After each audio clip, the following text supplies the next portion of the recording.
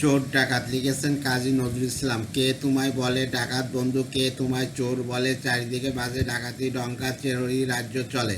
চোর ডাকাতে করিয়াছে বিচার, কোন সে ধর্মরাজ? জিজ্ঞাসা করো বিশ্ব জুড়িয়া, কে নহে দস্যু আজ? বিচারক তব ও ধর্মদণ্ড ধরো, ছোটদের সব চুরি করে আজ বড়রা হইয়াছে বড়।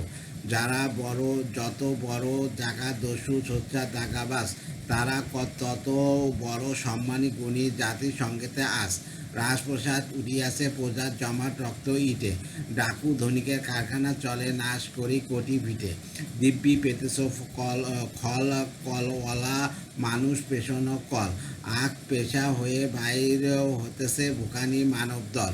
কোটি মানুষের মনুষ্যত্ব নিঙ্গারিয়া কলওয়ালা, ভরিয়াছে তার মদিরা পাত্র, পুরিয়াছে স্বর্ণ জ্বালা। বিবর্ণের অন্ন ঠাসিয়া ফলে মহাজন ভরি, নিরন্দের ভিটে নাশ করে জমিদার চোরে জড়ি।